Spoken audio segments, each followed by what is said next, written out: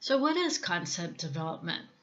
A concept development lesson has 5 steps, and each of those 5 steps builds upon the one before, adding a new level of complexity to the next. Together, the steps create a natural stairway from facts to generalization. So what are those steps? Well, first step basically is just listing your data or gathering your facts. And then the second step is categorizing those facts or grouping them and labeling them. And then the third step is subsuming, taking facts from the second group and maybe creating a subset from them. And then we're going to, in the fourth step, regroup and label them in a new way we hadn't thought of before.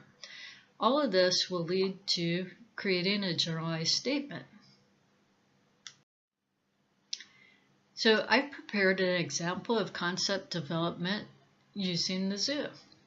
So you can see in the first list, we've kind of looked at everything that you would see at a zoo. Lions, tigers, elephants, bears, jungles, fields, forests, grasses. And so we've kind of listed it all out there, but now we need to look at, well, what kind of groups could we possibly create that we could group these together? So in step 2, we look at maybe we could create habitat, and you could put all the different areas that habitat falls under, diet, all the different things that animals eat, and then animals themselves. What are all the different animals? Once we've completed that, we move on to step 3.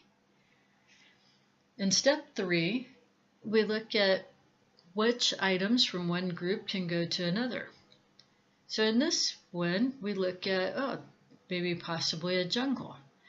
We can pull the river from the habitat, the mountain from the habitat, and the elephant from animals. The forest, we can pull bamboo from diet and panda from animal. In fields, we can pull the grasses from diet and the lions and elephants from the animals. And then under mountain, we can get the river for the habitat, pull eucalyptus from diet, and then the koala from the animals.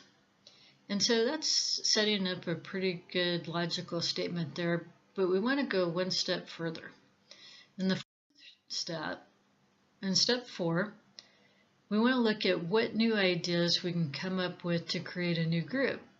So one way of doing this is you might ask the question, what is an animal's diet? Or how could we classify an animal's diet? Or just a better description of an animal's diet. So we could look at carnivore, herbivore, and omnivore, and then list the animals under each category, what they are. And this, now that we've created all our facts and kind of took a deeper dive into it, then we can move on to step 5.